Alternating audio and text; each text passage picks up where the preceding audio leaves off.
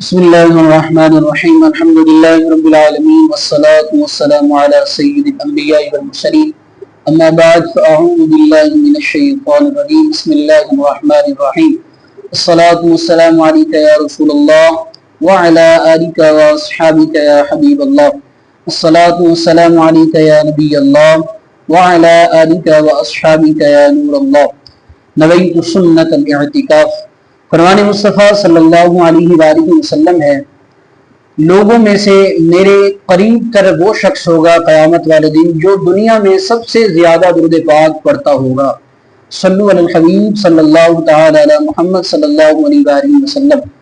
حضور نبی کریم صلی اللہ علیہ وآلہ وسلم کے اس فرمان کے مطابق ہمیں چاہیے کہ زیادہ سے زیادہ درود پاک پڑھنا چاہیے۔ اللہ تبارک و تعالی ہمیں عمل کی توفیق عطا فرمائے۔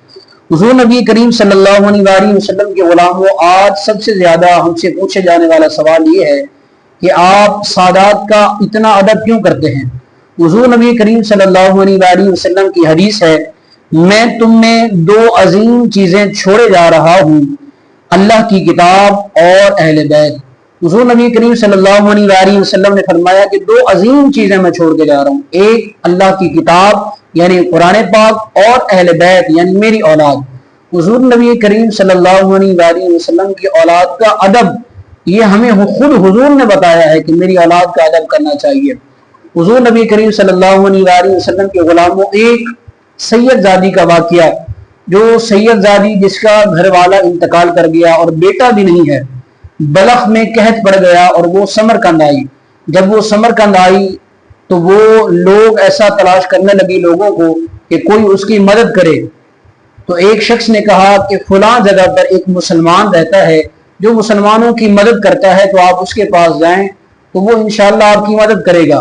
حضور نبی کریم صلی اللہ علیہ وآلہ وسلم کے غلاموں، وہ سید زادی اس مسلمان کے گھر گئی۔ جب وہ گھر گئی تو وہ اس سے پوچھنے لگا کہ آپ کون ہیں، میں نے پہلے آپ کو دیکھا نہیں ہے۔ تو سید زادی نے کہا کہ میں بلخ سے آئی ہوں، سید زادی ہوں۔ تو وہ شخص کہنے لگا کہ میں کیسے مانوں کہ آپ سید زادی ہیں؟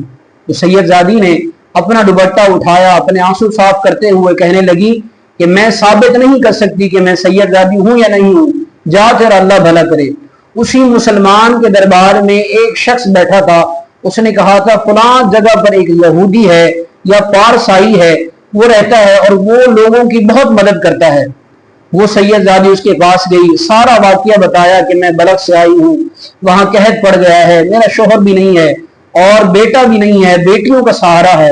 تو وہ یہودی پوچھنے لگا کہ بی بی آپ کون ہیں؟ سمرقند کی اتنی آبادی نہیں ہے، میں نے پہلے کبھی آپ کو دیکھا نہیں، آپ کون ہیں؟ تو وہ بی بی کہنے لگی کہ میں سید زادی یعنی پیغمبر خدا کی اولاد ہوں۔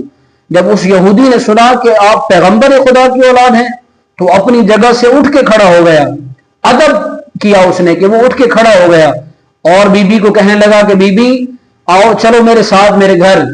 اس کے دو کمرے تھے، اس نے ایک کمرہ اچھی طرح دھلوایا اور سید زادی کو کہنے لگا بی بی مجھے سلیقہ نہیں آتا کیونکہ میں یہودی ہوں، پارسائی ہوں، مجھے سلیقہ نہیں آتا، تو یہ کمرہ ہے آپ رہیں اور کچھ یہ میری حلال کمائی سے پیسے ہیں یہ آپ قبول فرما لیں، اور ہو سکے تو آج رات کوئی میری بخشش کا ذریعہ بھی بن جائے، ہو سکے تو آپ اپنے نانا کی بارگاہ میں میری بخشش کی دعا بھی کیجئے گا۔